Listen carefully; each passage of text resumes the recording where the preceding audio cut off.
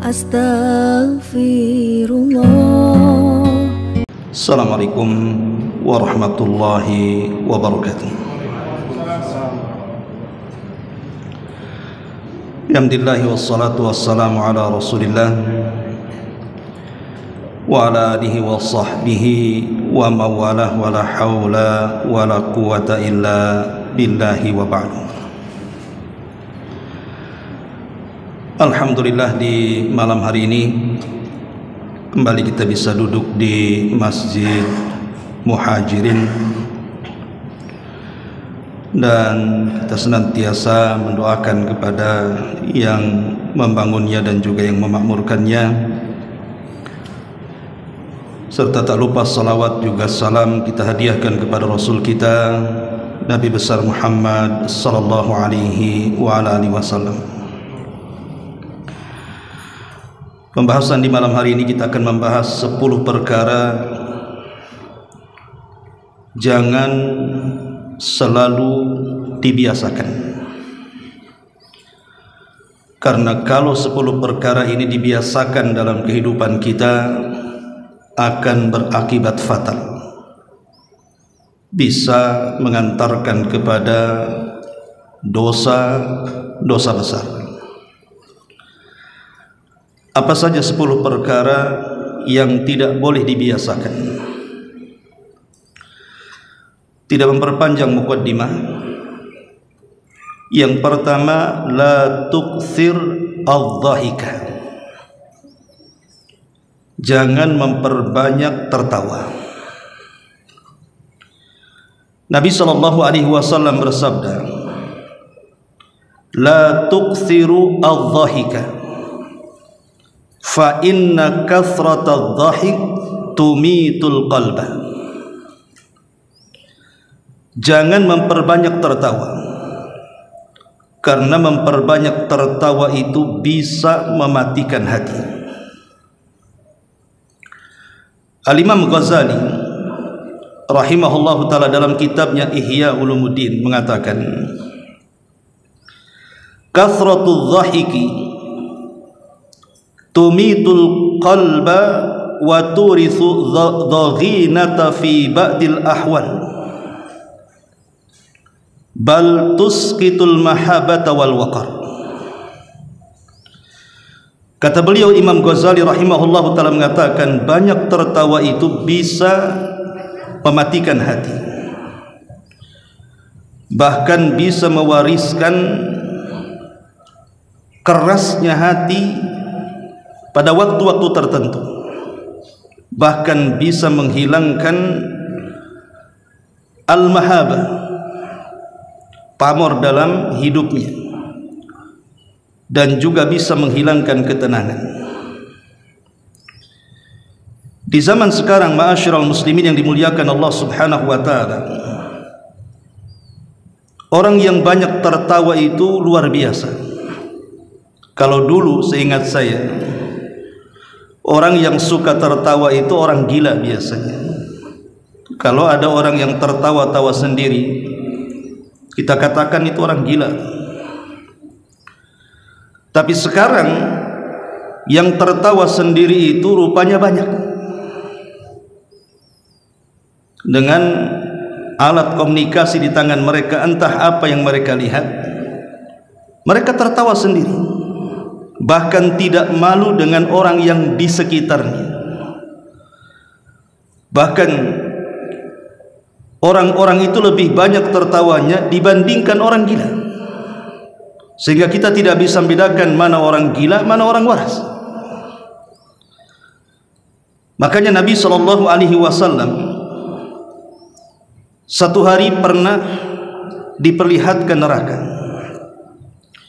Kemudian Nabi SAW mengatakan, lau ta'lamuna ma'a'lam, kalau kalian tahu apa yang kulihat dari neraka itu, la dhahiktum qalila, tentu kalian akan sedikit tertawa, wa la bakaitum katsira, dan tentu kalian akan banyak menangis.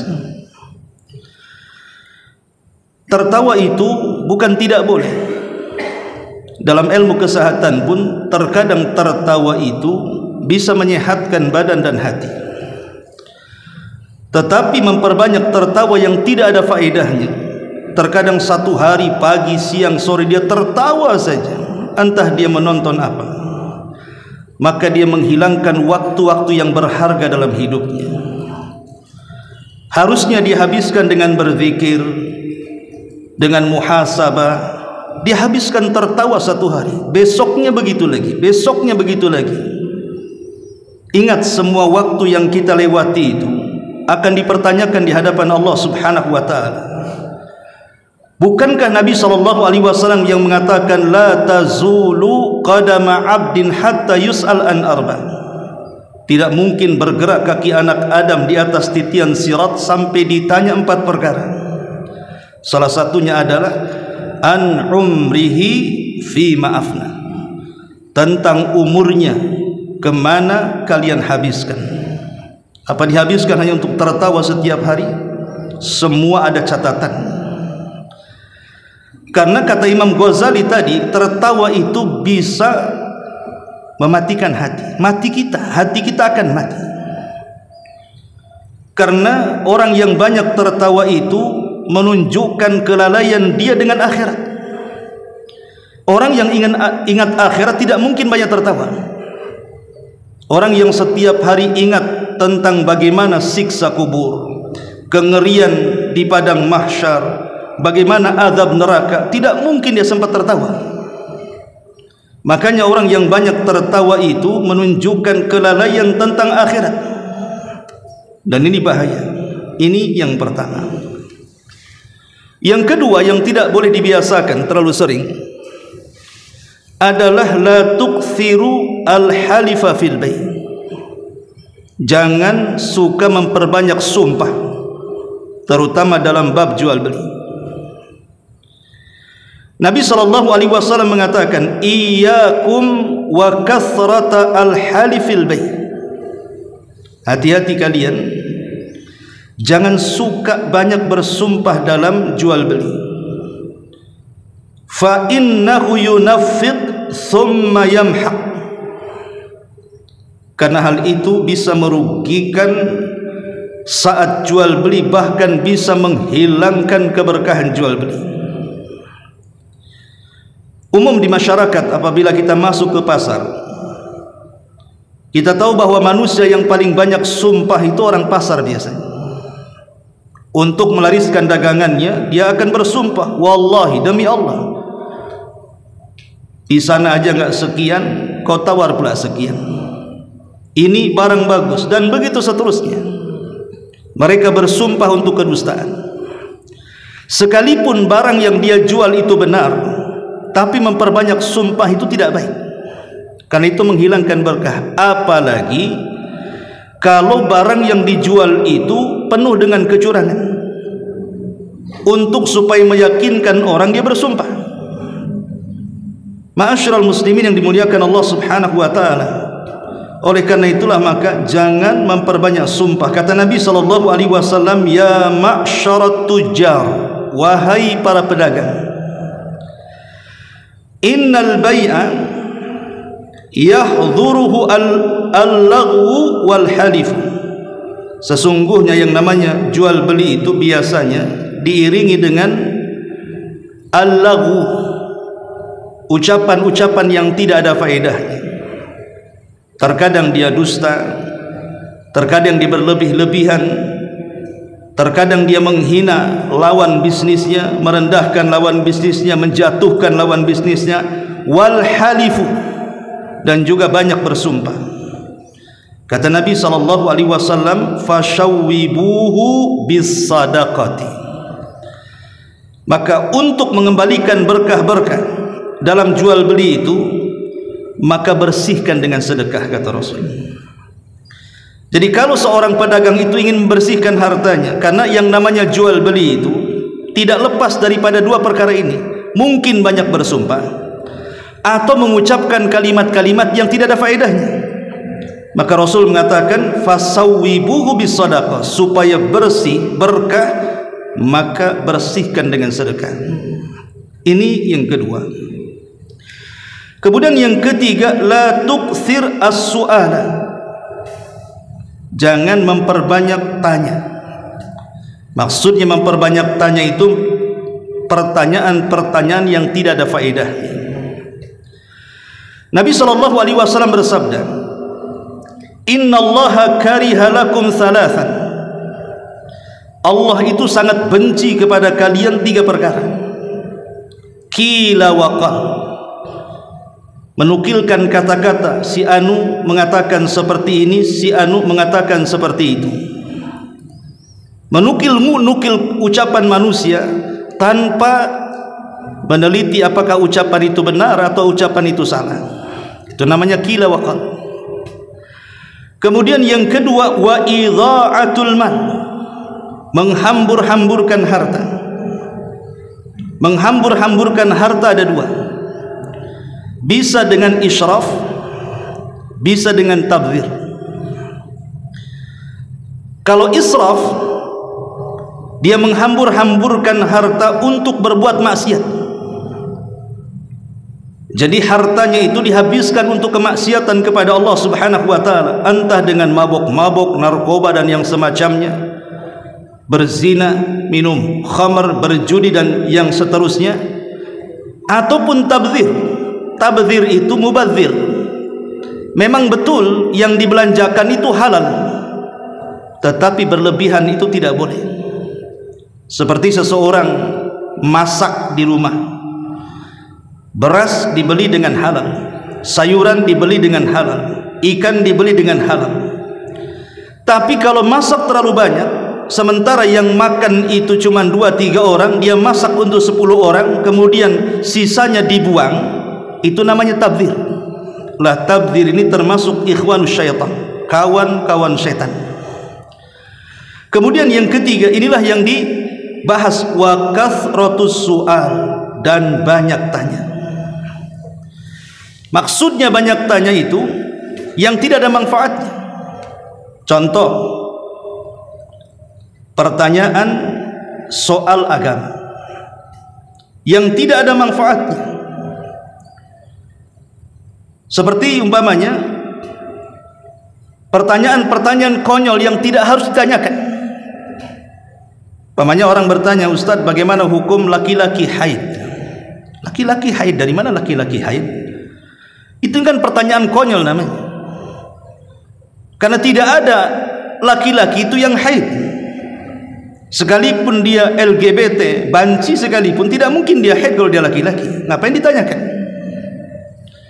Maka pertanyaan seperti ini tidak ada manfaatnya.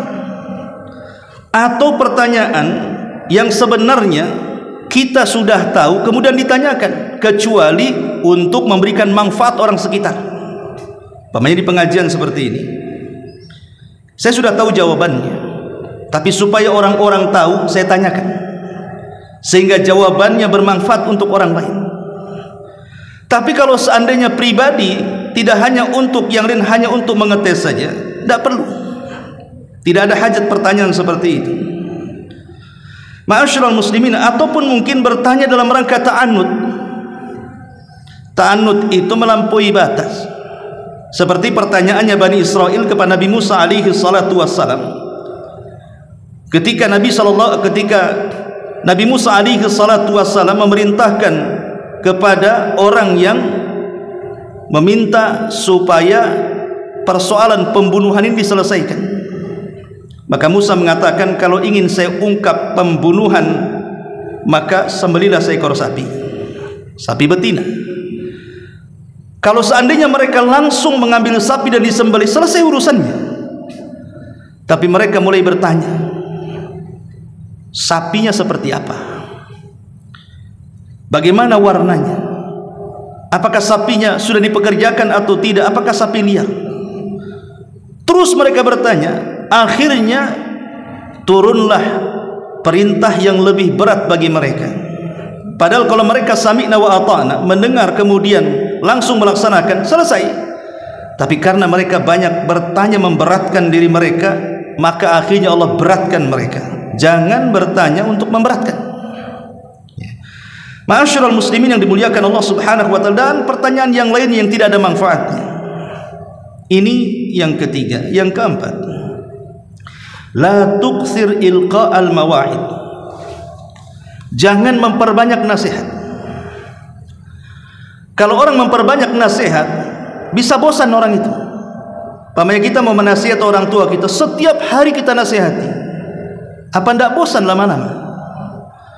Maka berilah dia waktu, entah mungkin 2 hari sekali atau seminggu sekali.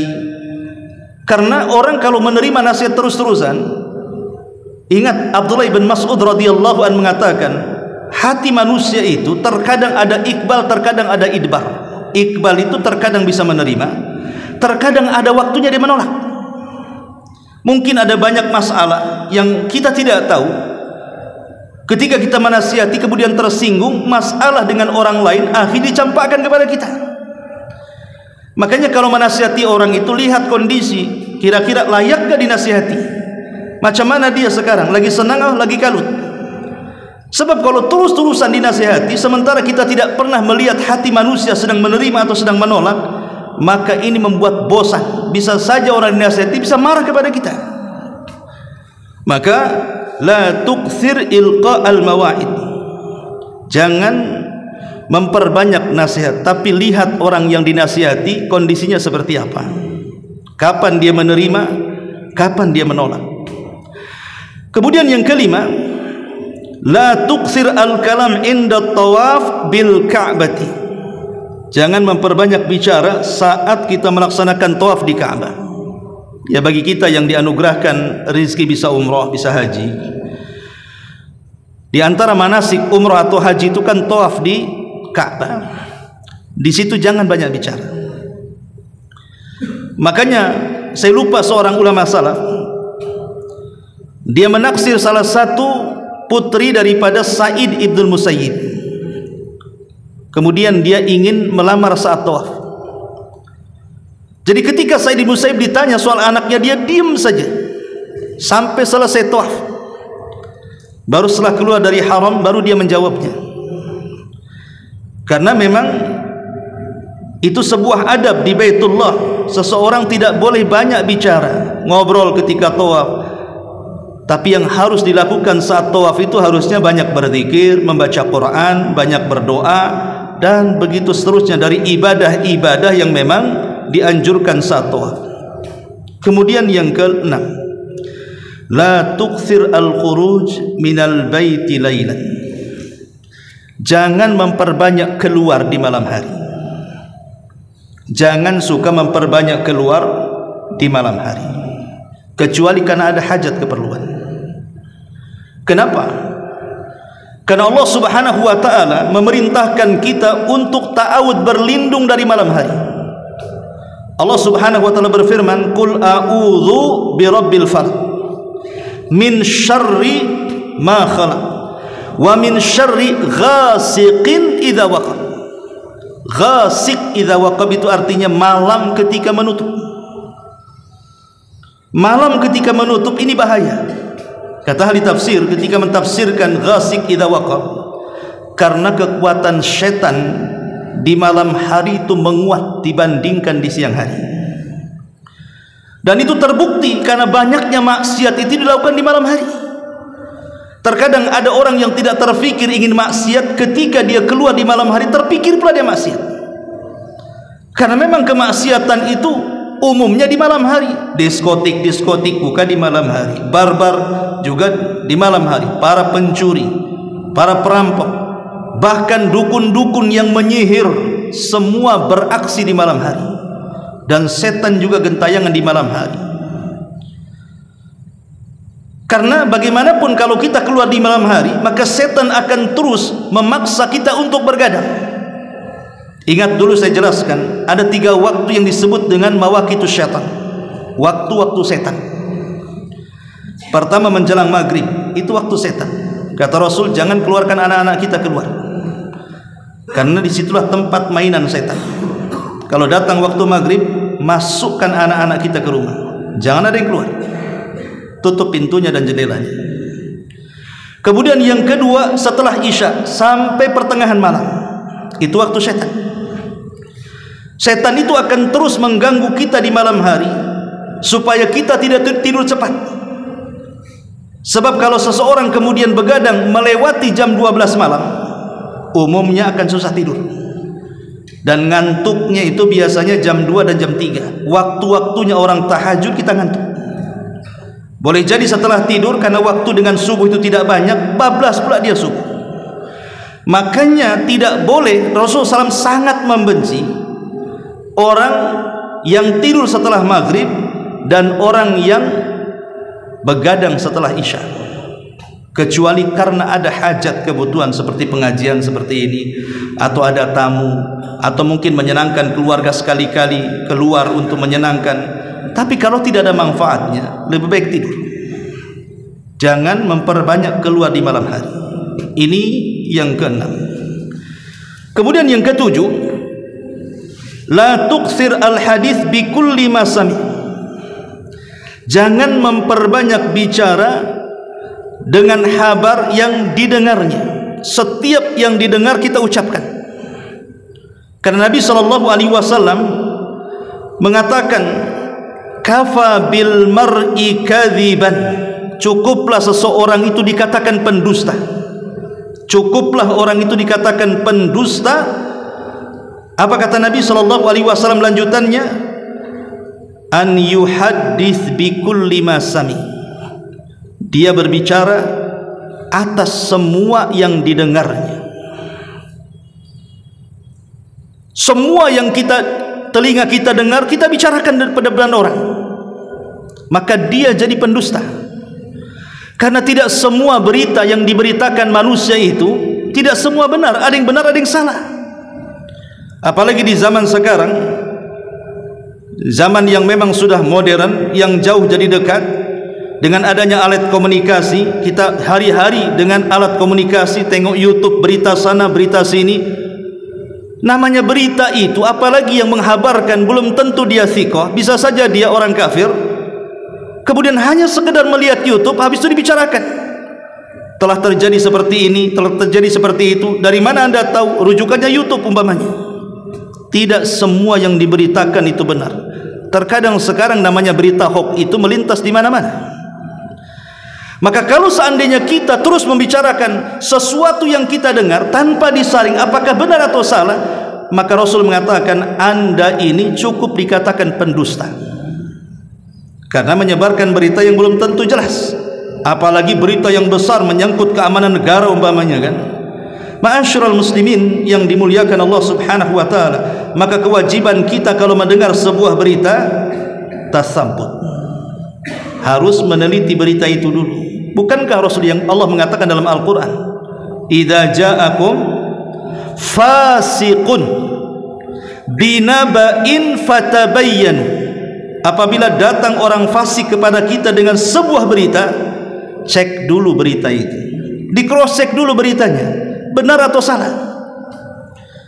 Lah di YouTube, di kanal-kanal YouTube, lihat apakah kita ini melihat dan mendengar kanal-kanal tertentu di YouTube, apa kita tahu orangnya?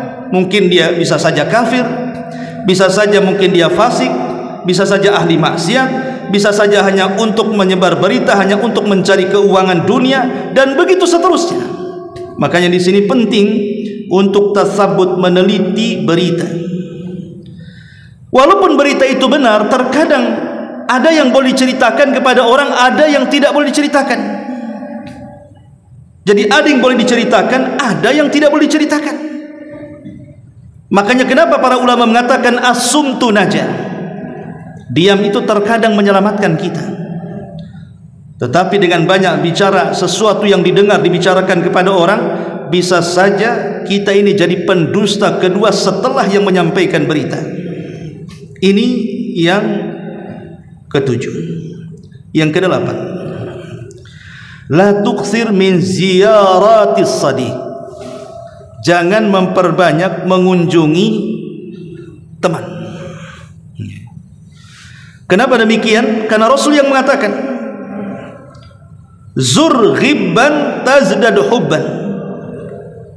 Kata Nabi SAW, berziarahlah kepada teman-temanmu dan jarangkanlah ziarahmu, karena itu akan menanamkan perasaan cinta. Karena kalau hari-hari berziarah ke teman, apa enggak bosan dia? Berziarah ke teman mungkin kalau sekali, Masya Allah, keluar toplesnya, keluar minuman kalengnya, keluar makanannya, besok datang lagi, besok datang lagi, kira-kira keluar gak toplesnya? Keluar tapi kosongnya. Mungkin ujung-ujungnya aqua gelas, ujung-ujungnya gak ada apa-apa tuh di meja tuh.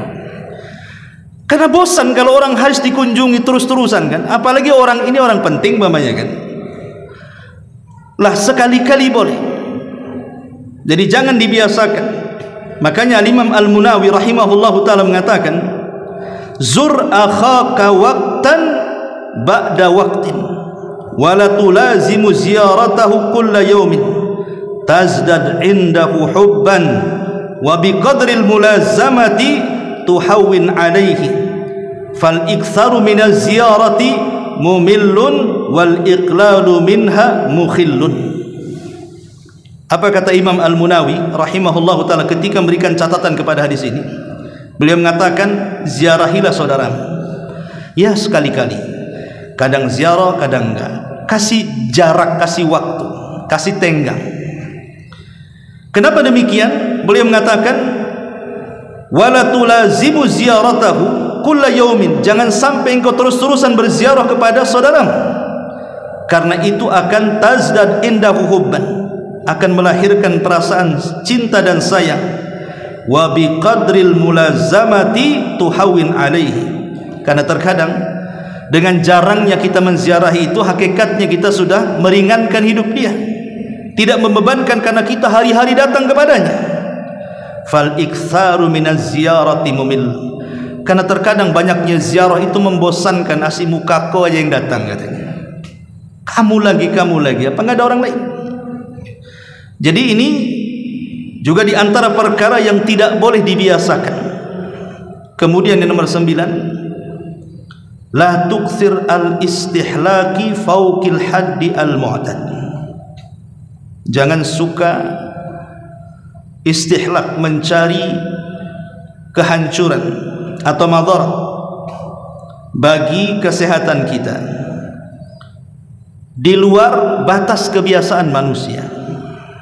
Apa maksudnya? Kita tahu bahwa yang namanya manusia itu pasti berhajat kepada makanan, kepada minuman. Itu tidak diragukan lagi. Orang tidak makan minum mati. Tetapi terkadang makanan dan minuman itu menjadi faktor penyakit pada badan kita. Boleh jadi badan kita ini akan mudah hancur dan banyak penyakit yang bersarang di badan kita. Makanya Allah Subhanahu wa taala mengatakan, wa kulu washrabu wa la tusrifu. Makan sekedarnya, minum sekedarnya, jangan berlebihan. Fa innallaha la yuhibbul musrifin. Allah tidak suka dengan orang-orang yang berlebihan. Sesuatu yang berlebihan apapun pasti madaratkan. Makanya di antara keajaiban wahyu dalam urusan kesehatan dalam bab makanan itu, contoh terbaik adalah Nabi sallallahu alaihi wasallam. Kita tahu bahwa Nabi sallallahu alaihi wasallam diangkat menjadi nabi itu di usia 40 tahun. Kemudian berdakwah di kota Mekah 13 tahun. Kemudian hijrah ke Madinah 10 tahun. Saat hijrah dari Mekah ke Madinah, usia Rasul itu 53 tahun. Artinya kan sudah tua, 53 tahun. Disitulah beban berat ditanggung oleh Nabi SAW saat berada di Madinah. Dia menjadi pemimpin perang, istrinya juga 11, belum lagi punya anak-anak.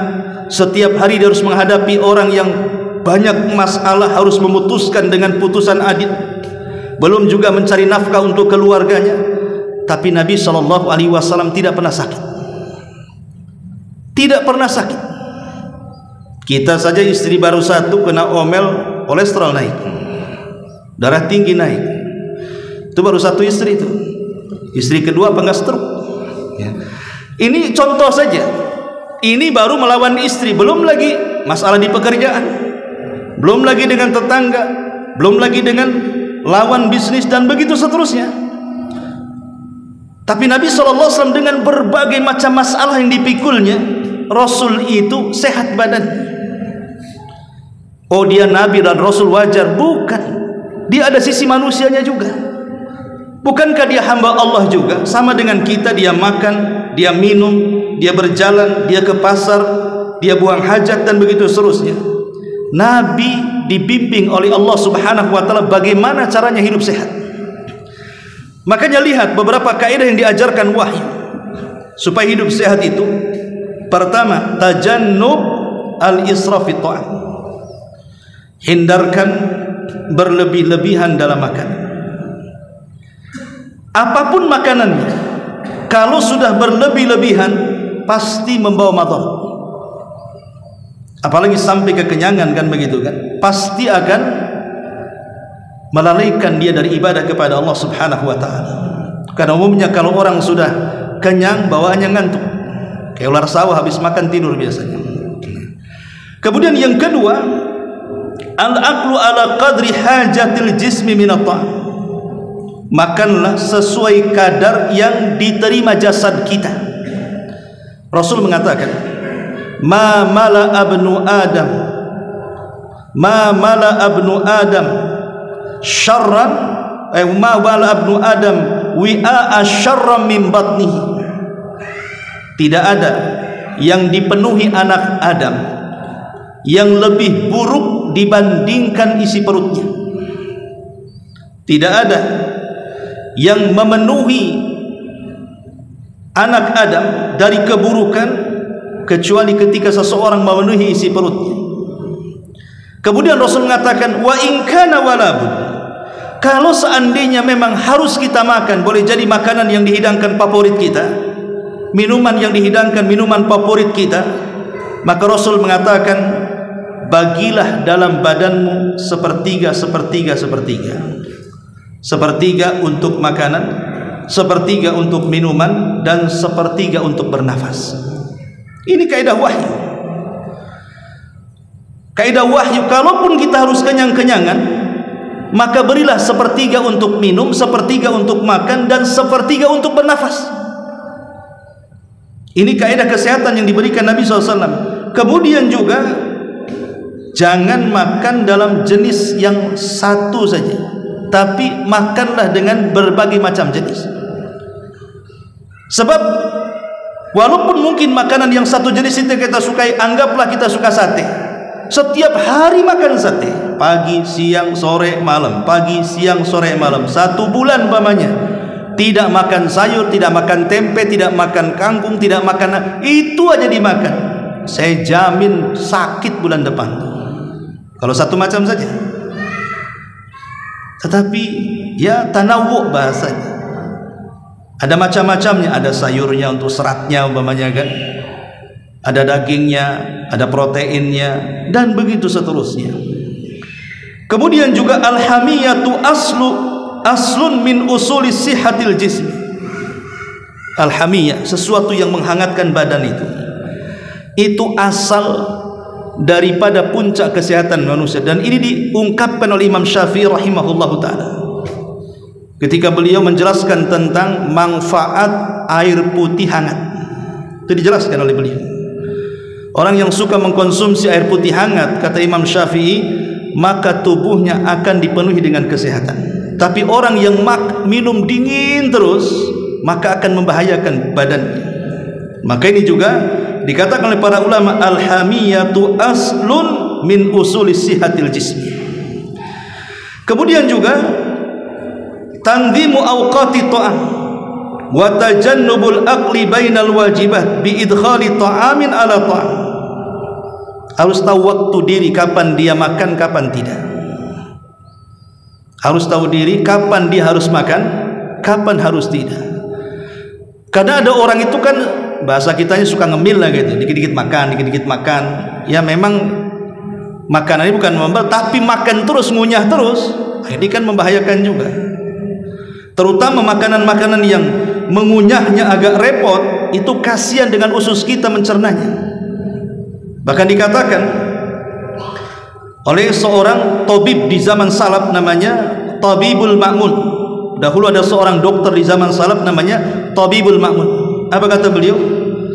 Alaika bi khisali man hafidhaha fa huwa jadirun alla ya'tal, sampai kepada la ta'kul ta'aman tat'ab adrasuka fi madghadihi fata'jaz ma'idatuka an hadmihi. Beliau mengatakan, jangan memakan yang keras-keras, yang gigi kita agak sulit untuk mengunyahnya. Jadi ada makanan keras kan, kayak apa mungkin daging kurang matang gitu kan, dikunyah-kunyah sampai sulit menghancurkannya. Kalau gigi saja sulit menghancurkannya, maka usus lebih sulit lagi nantinya, dan ini membawa penyakit. Makanya kenapa orang dulu mengatakan kalau bisa makan itu kunyah dulu yang lembut baru kemudian ditelan supaya ususnya sehat. Kalau sekarang kan tidak, main telan. Daging kan nggak seperti kunyah, telan, kasihan ususnya jadinya. Nah ini kan kaidah kesehatan namanya yang disebutkan oleh para ulama. Termasuk hayatu julusil akli wasyurbi. Perhatikan duduk saat makan. Nabi SAW mencontohkan cara duduk saat makan. Makanya kenapa dahulu saya pernah berbicara dengan salah satu guru saya, itu masih belajar di Yaman. Dia menceritakan tentang seseorang yang setiap hari selalu sakit pinggang, bahkan ginjalnya bermasalah katanya. Setelah kemudian ditanya-tanya, seorang tabib lah di Yaman sana menceritakan, dia tanya cuma satu saja, kamu kalau minum berdiri atau duduk katanya. Dia mengatakan, saya selalu berdiri. Ah, itu masalahnya. Minuman yang kau minum itu tidak sampai dicerna jantungmu, sehingga seperti ini banyak sakit di pinggangmu. Lihat bagaimana, kalaupun tidak ada penelitian, ketika Nabi melarang makan dan minum berdiri itu, sesuatu yang terlarang dalam syariat pasti ada madaratnya, karena ginjalnya nggak bisa memproses itu. Lain kalau duduk kan diproses sama ginjalnya. Makanya dari situ kata para ulama, makruh hukumnya orang yang makan atau minum sambil berdiri, karena tidak membawa kesehatan. Nah ini contoh bahwa kesehatan dalam Islam juga luar biasa diperhatikan, dan banyak lagi kaidah-kaidah yang menjelaskan tentang hal ini. Kemudian yang nomor 10, la tukthir al-kalam. Jangan terlampau banyak bicara. Nabi SAW mengatakan dalam hadis Jabir bin Abdullah radhiyallahu anhu, Rasul mengatakan, inna min ahabbikum ilayya wa aqrabikum minni majlisan yaumal qiyamah ahasinukum akhlaqan wa inna abghadakum ilayya wa ab'adakum minni majlisan yaumal qiyamah as-sartharuna wal mutasyaddiquna wal mutafaihiquna. Rawahu Tirmidzi. Jabir bin Abdullah radhiyallahu anhu mengatakan, Rasul bersabda, orang yang paling kucintai dan paling dekat denganku tempatnya pada hari kiamat mereka yang memiliki akhlak yang mulia. Tetapi kata Rasul, orang yang paling aku benci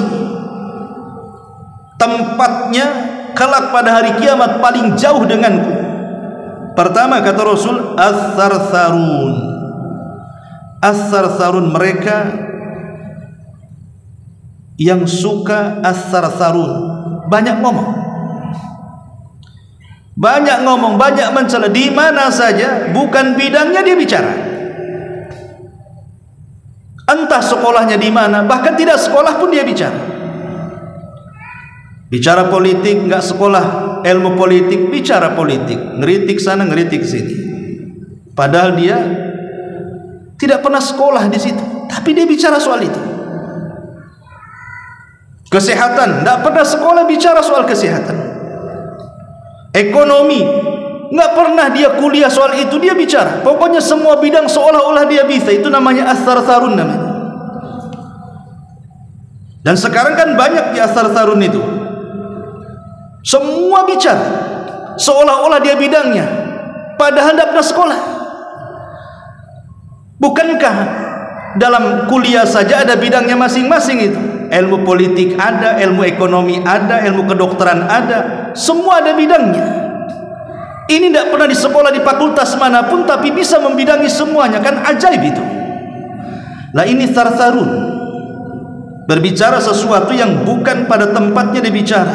Dan kalau sudah seperti ini, masuk pada hadis Nabi SAW, idza wusidal amru ila ghairi ahlihi fantadiris sa'ah.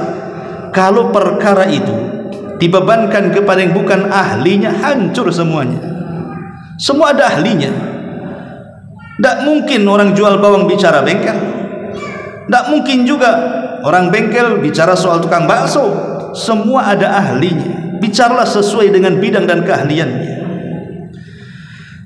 Kemudian untuk nambah yang ke-11, diantaranya juga yang tidak boleh dibiasakan, yang tidak boleh dibiasakan adalah seseorang kathratun naum, memperbanyak tidur. Tidur itu sesuatu yang baik, karena itu bagian untuk kesehatan kita kan. Tetapi terlalu banyak tidur itu bermasalah, karena bisa menghilangkan banyak waktu pada dirinya yang harusnya bermanfaat, hilang manfaatnya. Coba orang tidur 1 hari itu, apa manfaatnya coba?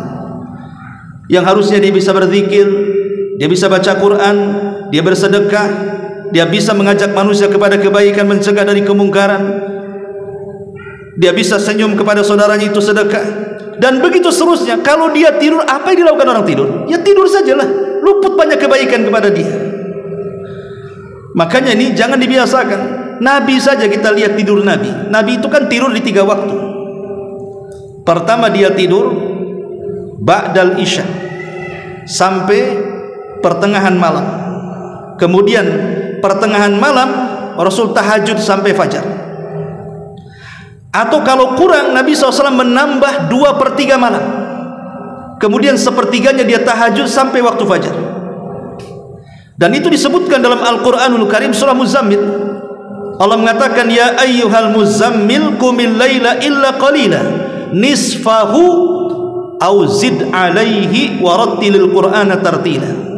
Wahai orang yang berselimut, ya ayyuhal muzammil, maksudnya Nabi SAW, wahai orang yang berselimut, qum, berdiri, maksudnya disuruh bangun ya. Nisfahu, boleh kau tidur separuh, maksudnya separuh malam. Au zid, atau kau tambah sedikit, maksudnya 2/3, baru sepertiganya untuk bangun.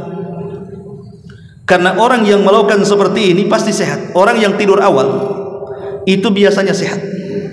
Tapi kalau orang yang dibiasakan tidurnya tengah malam, itu tidak lama badannya rusak.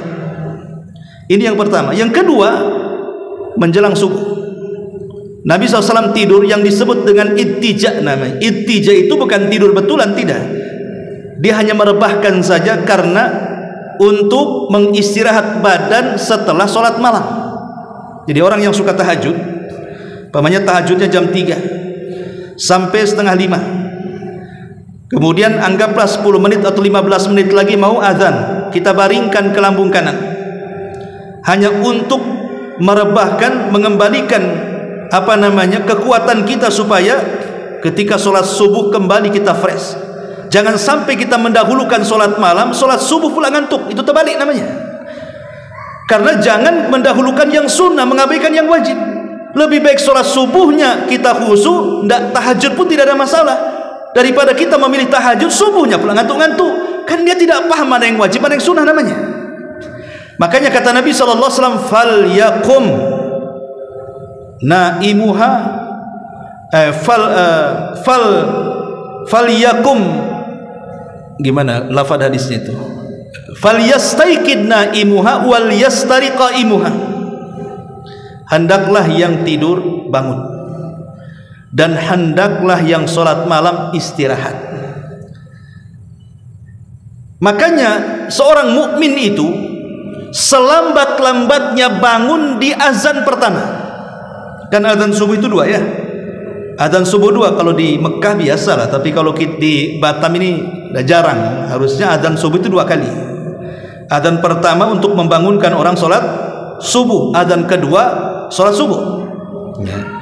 Jadi selambat-lambatnya seorang mukmin bangun itu di adzan pertama. Di adzan pertama bangun supaya kita bisa persiapan subuh. Lah kata Nabi SAW, bagi yang tahajud di adzan pertama suruh tidur. Maksudnya bukan tidur beneran, mungkin bahasanya selip-selip chicken lah kan gitu ya. Suruh tidur ayam ya. Makanya ke lambung kanan. Kalau ke lambung kanan itu tidak pernah akan tidur. Kalau tidur kita miring ke lambung kanan, tidak pernah khusyuk tidurnya.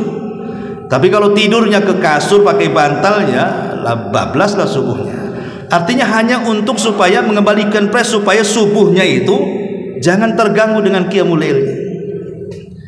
Maka ini tidur yang kedua. Tidur yang ketiga namanya kailulah. Kailulah itu juga sama, bukan tidur betulan, tidak, hanya merebahkan saja. Memang terjadi khilaf para ulama waktu kailulah itu kapan. Ulama ada yang mengatakan kubali zuhur, kubailu zuhri, ada yang mengatakan mendekati waktu zuhur, atau ba'da zuhri, atau setelah zuhur. Tapi pendapat mayoritas ulama mengatakan bahwa kailulah itu sebelum zuhur sedikit. Anggaplah mungkin 20 menit sebelum zuhur. Jadi kita hanya merebahkan saja. Merebahkan hanya ya mungkin kalau di kantor gitu ya, hanya sekadar begini, merebahkan sambil tidur-tiduran atau sambil begini. Pokoknya ya 10 menit 15 menit jadilah. Bahkan peneliti barat mengatakan orang yang membiasakan kailulah maka akan sulit terkena stroke. Oke lah, itu penelitian barat tentang kailulah kan. Kita ini umat Islam tidak perlu diteliti. Ketika Nabi SAW memerintahkan kailulah dan itu sunnah hukumnya, pasti ada masalah di dalamnya. Tidak usah lagi penelitian barat. Cukup dengan yakin bahwa setiap perintah pasti ada maslahat, baik yang sunnah atau yang wajib. Setiap larangan pasti ada madarat, baik yang haram ataupun yang makruh. Itu kaidah kita tuh. Lah ini diantaranya. Tapi kalau kemudian memperbanyak tidur sampai berjam-jam, siang tidur full, malam tidur full, maka ini akan melemahkan badan untuk melakukan ketaatan kepada Allah Subhanahu wa taala. Inilah perkara yang tidak boleh diperbanyak dalam kehidupan kita karena akan bermasalah. Wallahu a'lam. Mudah-mudahan yang sedikit bermanfaat. Subhanallahi bihamdika asyhadu an la ilaha illa anta astaghfiruka wa atubu ilaik. Allahu ta'ala. Assalamualaikum warahmatullahi wabarakatuh.